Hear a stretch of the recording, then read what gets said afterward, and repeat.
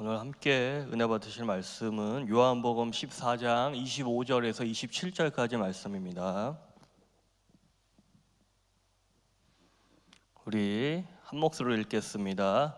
내가 아직 너희와 함께 있어서 이 말을 너희에게 하였거니와 보혜사 곧 아버지께서 내 이름을 보내실 성령 그가 너희에게 모든 것을 가르치고 내가 너희에게 말한 모든 것을 생각나게 하리라. 평안을 너희에게 끼치노니 곧 나의 평안을 너희에게 주노라. 내가 너희에게 주는 것은 세상이 주는 것과 같지 아니하니라. 너희는 마음에 근심하지도 말고 두려워하지도 말라. 아멘. 할렐루야. 주일 일부 예배 나오신 모든 분들 주님의 이름으로 환영하고 축복합니다. 오늘은 나의 평안을 너에게 주노라, 이런 제목으로 여러분들과 말씀을 나누도록 하겠습니다. 예수님께서의 앞으로 십자가 죽음, 또 부활, 승천을 앞두시고 지금은 제자들과 함께 있지만 그러나 내가 곧 떠나게 될 것이라고 말씀하십니다. 그러시면서 또 다른 보혜사인 성령을 보내주시겠다고 약속을 하십니다.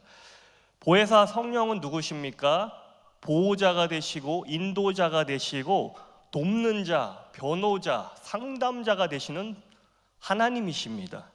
그러시면서 예수님께서 성령이 오시면 그가 모든 것을 가르치고 내가 너희에게 말한 모든 것을 생각나게 할 것이라고 말씀합니다.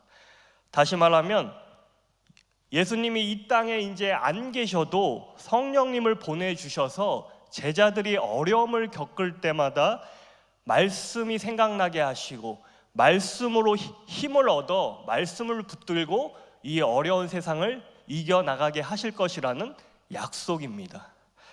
더 나아가 제자들이 어려운 세상 가운데 마음의 고통과 마음의 어려움들을 겪을 때라도 주님께서는 평안을 주시겠다라고 약속하십니다.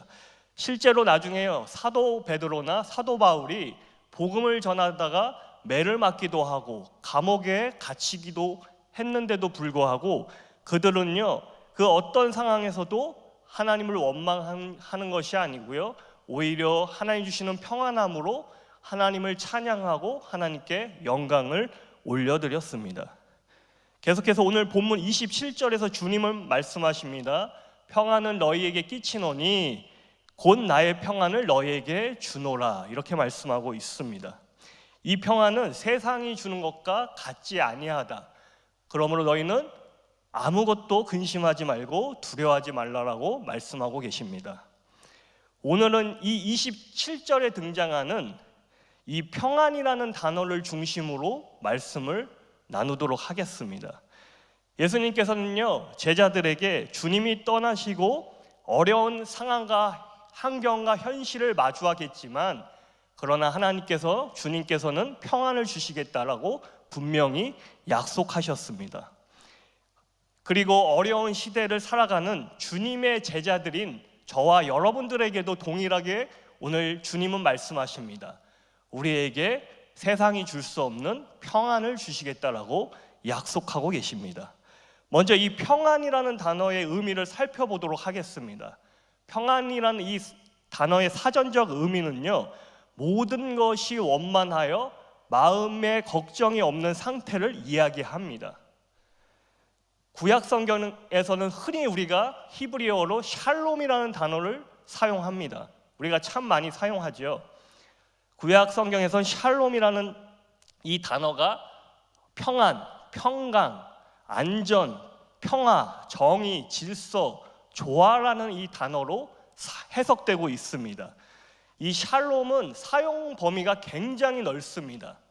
국가적인 전쟁이나 분쟁이 없는 상태를 의미하기도 하고요, 작게는 가정의 불화가 없는 상태를 의미합니다. 더 나아가서 경제적으로 가난과 궁핍해서 자유로운 상태를 이야기합니다. 그럴 때 샬롬이라는 단어를 구약 성경에서는 사용하고 있습니다. 이스라엘 백성들은요, 이런 샬롬의 평안을 너무나도 갈망하였고 그 맥락에서 그들에게 일상적인 인사가 되었습니다. 샬롬, 샬롬. 언제나 서로 만나면 평안을 사모하고 갈망했기에 이 샬롬이라는 단어를 흔히 사용했습니다.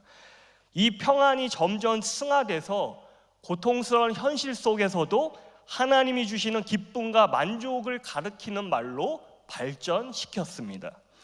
신약 성경에서의 평안은 헬라어 에이레네라는 단어를 사용하고 있습니다. 당연히 오늘 본문에 등장하는 평안도 에이레네입니다. 신약 성경에서의 평안은 조금 의미가 달라요, 여러분. 구약 성경에서는 국가적, 또 가정적, 또 경제적인 의미를 가지고 있다고 한다면 신약 성경에서의 평안은 조금 내용이 다릅니다. 예수님을 통하여 평화의 왕이신 예수 그리스도를 통하여 제사함을 받은 자가 누리는 심령의 자유함을 의미합니다. 이 에이네라는 단어는 예수 그리스도를 통하여 재용서함을 받은 자가 누리는 자유함을 의미합니다. 또한 이 평안은 성령이 우리 마음속에 내주하시는 것과 연관이 있습니다. 성령이 내 안에 내주하셔야 평안할 수 있다는 그런 의미도 담고 있습니다. 그런데 궁극적으로는 마지막 날 하나님 심판대 앞에서 안전하다라는 의미를 가지고 있습니다. 다시 말해 종말론적 의미까지도 함축하고 있는 것입니다. 구약과 신약의 평안에 대한 의미가 조금은 다릅니다, 여러분. 이처럼 평안이라는 의미는 종말론적 의미로도 사용되고요, 국가적, 사회적, 개인적, 정신적, 심적인 부분 모든 것을 포함하여 이 땅에서 우리가 살아갈 때 꼭 필요한 하나님의 은혜이자 하나님이 주시는 은총인 것입니다. 그런데 본문에서 주님은 제자들에게 그리고 이 시대를 살아가는 우리들에게 동일하게 말씀하십니다. 평안을 너희에게 주겠다라고 약속하고 계십니다. 물론 시대는 변했습니다. 환경은 변했습니다. 그럼에도 불구하고요, 우리가 무엇보다 이 주님이 주시는 평안으로 살아가야 할 줄 믿습니다. 그런데 실상 저와 여러분이 이 시대를 살아갈 때 평안이 있는지 묻고 싶습니다, 여러분. 이 시대는요, 평안이라는 단어가 멀게만 느껴집니다. 사실은 마음에 평강이 있으십니까, 여러분? 쉽게 대답하기가 참 어려운 시대입니다. 사실 우리가 처한 현실이 녹록지 않습니다. 국가적으로, 사회적으로, 직장적으로, 또 직업적으로, 가정에서, 개인적으로, 또 내 심리적으로 어떤 것도 평안을 허락하지 않습니다. 세상은 우리에게요, 평안이 아니라 늘 불안을 허락합니다. 불안을 선사합니다. 불안하게 만듭니다. 마음의 평안을 허락하지 않습니다. 그래서 마음의 평안이 깨지고 여러 불안함 때문에 현대인이라면 누구나 마음의 병 하나쯤은 가지고 살아갑니다. 많이 배웠든지 그렇지 않든지, 부유하든지 그렇지 않든지, 성공했든지 그렇지 않든지, 심지어 예수를 믿든지 그렇지 않든지 모든 사람은요, 마음속에 무거운 짐 하나쯤은 다 가지고 살아가고 있습니다. 불안한 마음 가운데 살아갑니다. 그래서 마음에 병이 들기도 합니다. 그래서 주님께서 주시는 이 평안함은요, 이 시대에 꼭 필요한 하나님의 은혜인 것입니다. 크리스천이라고 여러분 마음에 병이 없습니까? 아니요. 마음의 병으로 힘들어하는 분들이 참 많이 계십니다. 마음의 상처와 아픔 때문에 힘겨워하는 분들이 참 많이 계십니다. 요즘 현대인들에게 나타나는 여러 마음의 병들 중에 대표적인 것이 몇 가지 있는데요. 강박증, 편집증, 공황장애, 우울증, 불면증, 이런 것들이 대표적인 마음의 병입니다. 강박증은 어떤 증상인가 하면은 불합리한 생각이 자꾸 머릿속에 떠올라서 그 생각이 떠나지 않고 계속 머리에 남아있는 거예요.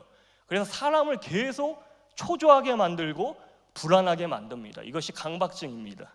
편집증은요, 이치에 맞지 않는 망상이 계속 떠오르는 것입니다. 이런 상태를 편집증이라고 이야기를 합니다. 공황장애는 아무런 이유도 없이 갑자기 극심한 불안과 공포가 엄습한 상태입니다. 요즘엔 참 공황장애를 앓고 있는 분들이 참 많이 있습니다. 그냥 갑자기 마음이 두려워져서 마음에 공포심이 밀려오는 그런 증상입니다. 우울증은요, 마음의 극심한 불안으로 인해서 만사가 귀찮고 의욕이 없는 상태, 비관적이고 염세적인 상태를 이야기합니다. 이런 증상들이 심해지면 스스로 자해를 하거나 스스로 생명을 끊기까지 하는, 너무나도 이 시대에 이런 증상들이 참 많은 사람들을 괴롭히고 있는 시대입니다. 이런 증상들의 요인이 참 다양하겠지만 몇 가지를 꼽자면, 사랑이 부족해서, 사랑의 결핍으로 인해서, 때로는 이해받지 못하고 존중받지 못해서, 때로는 낮은 자존감으로, 또는 트라우마 같은 증상, 트라우마는 감정과 정신에 받은 충격을 이야기합니다. 또한 대인관계로 인한 상처, 또 반복되는 실패, 끊임없는 근심, 걱정, 염려, 불안한 미래, 이런 복합적인 요소들이 우리 마음을 괴롭히면서 이런 문제들이 일어나는 것입니다. 여러분, 예전에는요, 몸의 질병을 치료받는 것이 우선순위였는데 지금은 시대가 변했습니다. 몸의 병을 치료받는 것도 참 중요한 시대인데 지금은 마음의 병을 치료받는 것을 더 중요하게 여기는 시대입니다.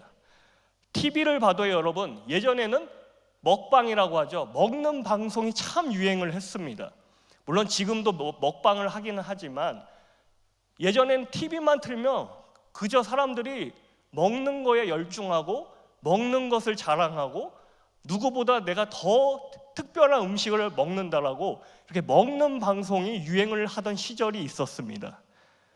그런데 지금은 어떤 방송이 유행을 합니까? 먹는 방송이 유행을 하는 것이 아니고요, 상담을 해주는 방송이 유행을 합니다. 상담을 해주는 방송이 질비하게 TV에서 이제 틀면 나타납니다. 오모 박사님이라는 분은요, 이미 수많은 방송 프로그램을 하면서 섭외 1순위 스타가 되었습니다. 사람들의 마음을 상담해주고 사람들의 마음을 다독여주면서 그분은 이미 그 어떤 연예인보다도 특별한 섭외 1순위 스타가 되었습니다. 이처럼 TV에 나온 상담 프로그램의 유행은 이 시대가 어떤 시대인지 단편적으로 보여줍니다. 요즘 이 시대를 한마디로 표현하면 의식주를 넘어서 이제는 마음의 공감을 받고 싶고 마음을 치료받고 싶은 그런 시대입니다. 예전에는 그저 의식주, 먹고 마시고 자고 좋은 거 타고 좋은 집에 살고 이 의식주에 연연했던 시대라면 지금 시대가 변했다는 것입니다.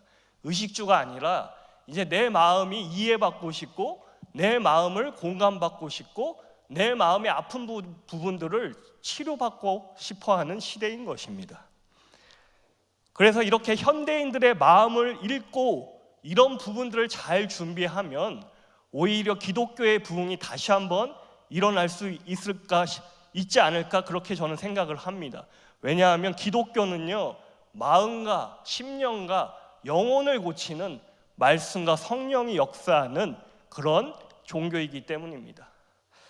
예전에는 여러분, 정신과나 상담센터를 찾아가는 것이 사람들의 시선이 너무나도 신경 쓰였던 그런 시대가 있었습니다. 그런데 요즘은요, 여러분, 누구나 자연스럽게 찾아가서 마음을 나누고 마음을 다독임을 받고 때로는 심리치료도 받고 약물치료도 받고 그 돈을 지불하는 것을 아까워하지 않는 그런 시대가 바로 이 시대라는 것입니다.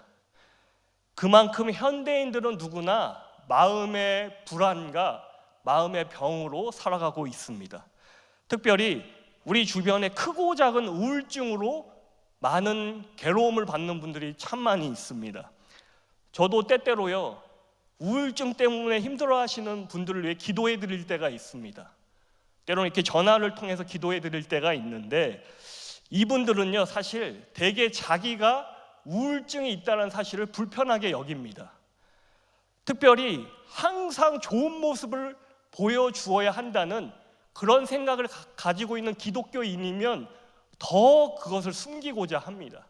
내가 예수를 믿는데 내 신앙 때문에, 내 믿음이 약해서, 내 신앙이 약해서 이런 마음의 병들이 생긴 것이 아닌지 이렇게 자신의 믿음과 신앙을 탓하기도 합니다. 그런데 여러분, 우리가 우울증에 대한 그런 선입견을 버렸으면 좋겠습니다. 이런 마음의 병들은요 사실 감기처럼, 독감처럼 누구에게나 찾아올 수 있는 현상입니다. 아무리 내가 잘 먹고 운동을 열심히 하고 잘 자도 때로는 감기가 찾아옵니다. 독감이 찾아와요. 내가 아무리 내 몸 관리를 잘해도 때로 아플 때가 있습니다. 그런데 그럴 때 약을 먹고 며칠 쉬면 다시 회복되는 것입니다. 마음의 병도 이와 같습니다. 내가 아무리 크리스천이고 하나님을 예배하고 기도를 해도 여러 가지 이유 때문에 마음의 병이 걸릴 수 있다는 것입니다. 감기에 걸리듯이, 독감에 걸리듯이 얼마든지 이런 마음의 증상들이 나타날 수 있는 것입니다. 그러므로 내가 예수를 잘 믿지 않아서 그래, 내가 예배를 잘 드리지 않아서 그래, 내가 죄를 많이 지어서 그래, 그런 죄책감과 정죄감은 내려놓으시기 바랍니다. 왜냐하면 이런 마음의 증상들은 얼마든지 감기처럼, 독감처럼 누구에게나 찾아올 수 있기 때문입니다. 물론 우리가 우울증 같은 증상이 없으면 좋겠지만, 나이가 들면 몸에 여러 증상이 나타나듯이 우울증 같은 마음도요, 나도 모르게 심신이 지쳐서 찾아올 수 있는 것입니다. 감기에 걸렸다고 우리가 죽지는 않잖아요. 우울증에 걸렸다고 해서 즉시 회복되는 것은 아니지만 인정하고 받아들이고 자연스럽게 회복해 나가면 되는 것입니다. 그런데 여러분, 이 시대의 현대인들이 왜 자꾸 마음의 병이 찾아올까요? 마음에 왜 이런 증상들이 나타날까요? 여러 이유들을 아까 말씀드렸지만 결국은 마음의 상처와 불안, 염려 때문이라는 것입니다. 우리는 자꾸 염려합니다.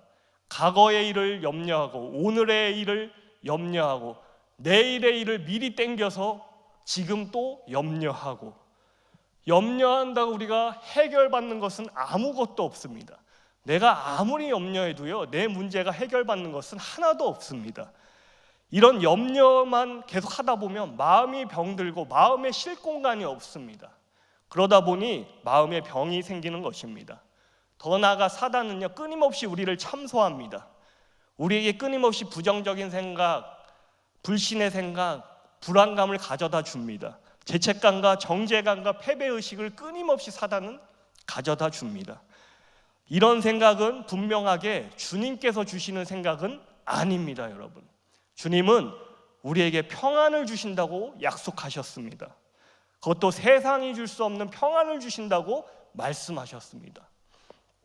주님이 주시는 마음은요, 평안합니다. 평화롭습니다. 고요합니다. 차분합니다.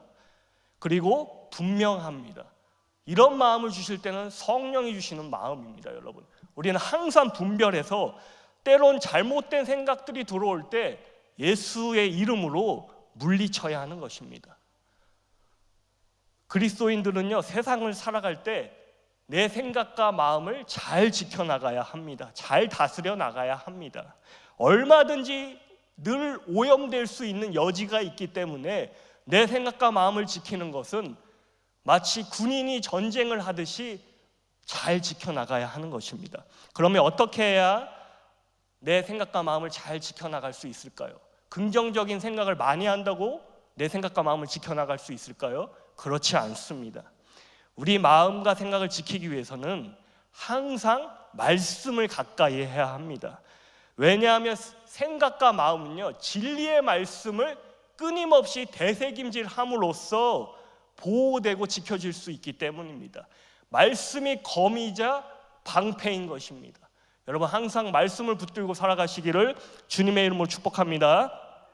더 나아가서요, 우리 마음에 무거운 짐이 있을 때 무엇보다 주저없이 하나님 은혜의 보좌 앞으로 나아가야 합니다. 주님 앞에 나아가서 내 마음을 쏟아내야 합니다. 마음에 이런저런 증상이 나타날 때 처방전은 간단합니다. 마음의 병의 처방전은 너무나도 단순하고 간단합니다. 하나님 앞에 내 마음을 드러내는 것입니다. 마음을 드러내기를 주저하지 말라는 것입니다. 나를 누구보다 진정으로 아끼시고 사랑하시는 그 하나님께 내 마음을 드러내는 것입니다. 이것이 가장 큰 처방전입니다. 힘들고 지친 마음, 비관적이고 우울한 마음, 이 모든 마음을 다 드러내는 것입니다. 실수와 실패, 그 어떤 두려움까지도 하나님 앞에 다 드러내는 것입니다. 친구에게 말하듯이 하나님, 내가 하나님 앞에 이런 잘못들이 있습니다. 하나님, 내가 누구 때문에 이런 마음의 상처를 받았습니다. 하나님, 내가 누구 때문에 이런 마음에 어려움들이 있습니다. 그리고 내 마음이 늘 눌려 있습니다. 이런 스트레스가 있고 이런 불안이 있습니다. 이렇게 드러내는 것입니다. 물론 한 번 드러냈다고 모든 것이 한 번에 치료받는 것은 아닙니다. 그런데 빛이 비치면 어둠은 떠나갑니다. 주님 앞에 드러내는 것은요, 빛을 비추는 것입니다. 계속해서 빛을 비추는 거예요. 드러낼 때마다 하나님의 빛이 임하는 것입니다. 그러면요, 어둠은 자연스럽게 떠나갑니다. 어두운 방에 우리가 버튼 하나만 누르면 환한 불이 켜지듯이 우리 마음에 어둠이 있다라고 한다면 끊임없이 하나님 앞에 드러내는 것입니다. 드러내는 빛이 임하게 됩니다. 그러면 자연스럽게 어둠은 사라지게 된다는 것입니다. 숨지 말고, 숨기지 말고, 외면하지 말고 주님 앞에 직면하고 드러내는 것입니다. 히브리서 4장 16절 보니까요, 그러므로 우리는 긍휼하심을 받고 때를 따라 돕는 은혜를 얻기 위해 은혜의 보좌 앞에 담대히 나아갈 것이니라, 이렇게 말씀합니다.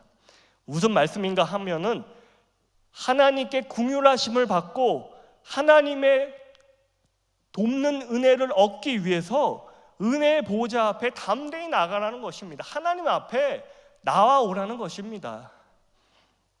우리 마음에는요, 여러분, 끊임없는 수치심과 죄책감, 불안함과 우울함, 실수와 실패에 대한 두려움, 이런 복합적인 감정들이 끊임없이 항상 있습니다. 그런 마음을 부끄러워하고 외면하는 것이 아니라 주님 앞에 들고 나와서 직면하라는 것입니다. 드러낸다는 것은요, 마음의 골문 부분들을 메스로 째내는 것이에요. 메스로 이 골문 부분들을 째내면 고름이 나오고 금방 치료가 됩니다. 어떤 마음도 괜찮습니다, 여러분. 예수님의 십자가 보혈 앞으로 들고 나오시기를 주님의 이름으로 축복합니다. 주님의 보혈이 나의 마음을 치료하는 연고제가 됩니다. 여호와 라파, 어떤 것도 고치시는 예수님, 그 예수님의 보혈이라는 치료제가 있기에 우리는 주님 앞에 그저 내 마음을 드러내면 되는 것입니다. 그러면 주님께서 반드시 점차 그 내 마음의 어둠들이 사라지고 빛이 임하고 회복의 역사가 시작될 것입니다. 이제 말씀을 정리하도록 하겠습니다. 내가 아무리 신앙생활을 열심히 해도, 믿음 생활을 열심히 해도, 예배를 열심히 드려도 얼마든지 내 마음의 병, 마음의 증상들이 나타날 수 있습니다. 그럼에도 한 가지 분명한 사실을 우리가 기억해야 합니다. 그것은 바로 그 어떤 상황에서도 하나님이 나를 사랑하신다는 사실입니다. 하나님은 나의 마음을 다 알고 계시고요, 내가 왜 그랬는지 다 이해하시고요, 내가 힘들어할 때 함께 힘들어하시고 내가 울 때 함께 우시는 분이십니다. 그 하나님이 여전히 나를 기다리면서 두 팔 벌려 나를 향해 웃음 지으시면서 내가 주님 앞으로 나오기를 기다리고 계십니다. 그 하나님의 사랑은 우리가 잊지 않기를, 이 진리는 잊지 않기를 주님의 이름으로 축복합니다. 더 나아가서 이 세상을 살아갈 때 평안은 오직 주님으로부터 공급받을 수 있습니다. 세상엔 평안이 없습니다, 여러분. 그 어떤 곳에도 평안은 없습니다. 주님 안에서만 그 평안을 찾을 수 있습니다. 어떤 어렵고 힘든 세상을 살아갈지라도 우리 안에 늘 불안한 마음이 있지만, 그러나 언제나 샬롬과 에이넬의 평안으로 우리의 마음과 생각을 지키시는 그 하나님을 바라보시고요, 또 한 주간도 승리하시기를 예수님의 이름으로 축복합니다. 우리 함께 기도하시겠습니다. 이 시간 우리 들은 말씀 기억하시면서요, 한번 내 마음을 주님 앞에 잠깐이라도 드러내고 주님이 주시는 평안을 받기 원한다고 이 시간 함께 기도하겠습니다. 하나님 아버지, 은혜와 사랑에 감사를 드립니다. 하나님, 나의 평안을 너에게 주노라 말씀하셨습니다. 이 험난한 세상 가운데 내 마음에 둘 곳이 없습니다. 늘 불안하고 두려운 마음뿐입니다. 그러나 주님께서 주시는 참 평안을 얻으며 살아가기를 원하오니 주님, 우리 생각과 마음을 지켜주시옵시고 우리 성도님들의 심령 가운데 세상이 줄 수 없는 평안으로 늘 채워주시옵소서. 늘 우리가 믿음으로 살아갈 수 있도록, 기도하며 살아갈 수 있도록 주님 도와주시옵시고, 내 마음에 힘들고 어려운 부분들, 내 마음에 어둠들이 있다라고 한다면 주님 앞에, 은혜의 보좌 앞에 나아가서 기도하며 드러내며 빛을 받는 우리 모두가 될 수 있도록 축복하여 주시옵소서. 예수님, 하나님 아버지, 은혜와 사랑에 감사를 드립니다. 하나님, 세상이 줄 수 없는 평안을 우리에게 주신다고 약속하셨습니다. 하나님, 내 생각과 마음을 지켜주시옵시고 내 안에 어둠이 있다라고 한다면 하나님의 빛을 비추사 어둠이 다 떠나게 하시고 모든 힘든 마음들이 이제는 사라지고 오직 주님이 주시는 참 평안으로 살아갈 수 있도록 도와주시옵소서. 예수님의 이름으로 기도드립니다. 아멘. 이 시간 찬송가 412장 찬송하시면서 준비하신 예물 하나님께 올려드리겠습니다.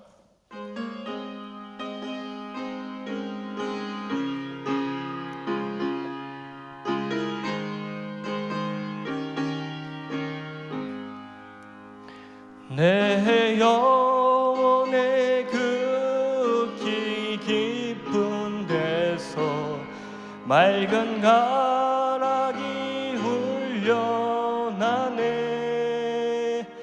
하늘 곡조가 언제나 흘러나와 내 영혼을 고이 싸네.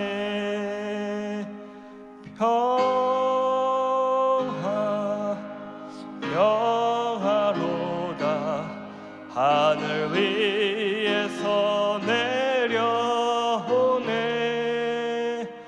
그 사랑의 물결이 영원토록 내 영혼을 덮으소. 4절입니다. 이 땅 위에 험한 길 가는 동안 참된 평화가 어디 있나. 우리 모두 다 예수를 친구 삼아 참 평화를 누리겠네.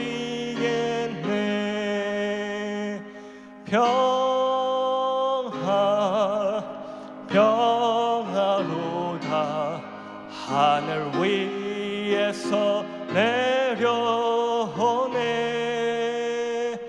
그 사랑의 물결이 영원토록 내 영